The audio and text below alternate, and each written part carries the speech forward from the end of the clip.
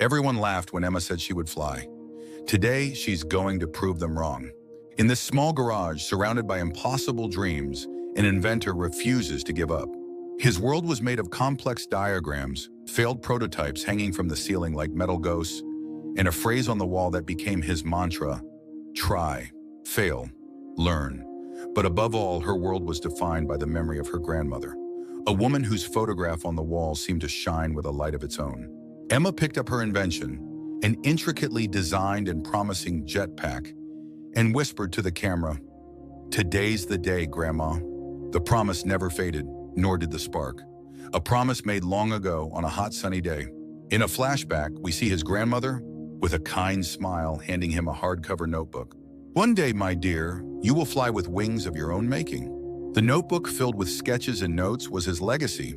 Back in the present, the texture of the worn paper under Emma's fingers was a constant reminder.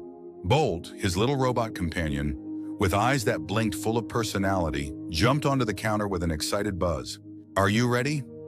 Emma looked at the jetpack, then at the photograph of her grandmother, and took a deep breath. "You have to be. The time has come." Emma put on the jetpack, feeling the familiar weight of the metal and wires. A small holographic interface glowed on his wrist, displaying 100% power. With her heart pounding, she began the countdown. 3, 2, 1. With a powerful push, she lifted off the ground. For a glorious moment, she was in the air. Bolt looked up, his lenses reflecting the scene. "She's flying!" But the joy was short-lived. A loud, shrill sound echoed through the garage and the interface flashed red. Wing imbalance. The trajectory became unstable. The world spun, and with a metallic crash and stylized sparks, Emma fell to the ground. "I almost made it." She stood there amidst the wreckage of her last attempt, her large, expressive eyes filling with tears. Outside, the quirky neighbors, who had always looked at her with disdain, laughed loudly. "The crazy girl and her trash." His words were like little knives, but another voice, softer and more familiar, echoed in his mind. The voice of her grandmother, coming from the photograph that now shone softly on the wall. "Failure is merely gathering data." Emma wiped away a tear, and her expression shifted from defeat to determination. "I'm not finished yet." While the world slept, Emma worked. The garage became his sanctuary, illuminated by sparks from welding and the light from his computer screen.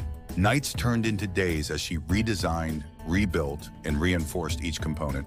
Assembly after assembly, she tested small parts, analyzed the data from each failure, and improved the design.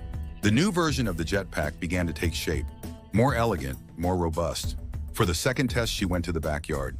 This time, she felt more confident. He hated Derek, his neighborhood rival, who had always undervalued his efforts. "Trash is still trash, Emma." Her voice distracted her for a crucial second, enough to cause another imbalance. The fall was less violent, but the emotional impact was stronger. That night, the garage seemed bigger and emptier. The soft blue moonlight streamed through the window, illuminating the wreckage and scattered tools. Emma sat on the floor, hugging her knees. Perhaps this dream is too big. Perhaps the others were right. As she was lost in thought, she heard a soft knock on the garage door. She opened it and found a little girl, one of the neighborhood children, holding a colorful drawing. In the drawing, a stick figure with a jetpack was flying high in the sky. The girl looked at her with admiration. "You are my hero." Emma picked up the drawing, and the girl's words echoed louder than all the doubts. A small smile formed on her lips. "Then I'll try again." The decision was made. A new energy coursed through Emma. This time, it wasn't just about a promise to his grandmother or to prove others wrong. It was for that girl. It was for all the dreamers who ever doubted themselves. The montage that followed was epic. The music grew as Emma worked with a precision and focus never seen before. She wasn't just fixing things, she was innovating. She created a completely new stabilization system based on the flight patterns of birds. She renamed her creation. A new plaque was affixed to the jetpack. Chen Flight Systems, V 3.0. Looking up at the sky through the open window, she whispered, "This one's for you, Grandma." For the ultimate flight, Emma chose an open field at dawn. The sun rose on the horizon, painting the sky with shades of orange and pink.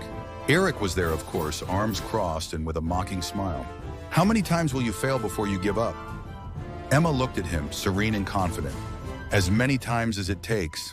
This time there was no hesitation. The takeoff was perfect, smooth, and powerful. She climbed higher and higher, the aerial camera following her on a fluid trajectory across the field. The wind in her hair, the world at her feet. "I'm flying," she shouted, her voice filled with pure joy. She wasn't just flying. She was proving that impossible is just a word. In an iconic moment, she gracefully looped through the air, leaving a trail of light against the morning sky. The sound that was heard was not that of a malfunctioning engine, but applause. The neighbors, the neighborhood children, and even Derek gazed at the sky in wonder. When Emma landed softly, a crowd gathered around her. "I'm not a genius," she said with a humble smile. "I just didn't give up."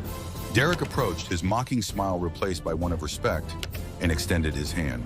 In the days that followed, Emma's garage transformed into a place of learning.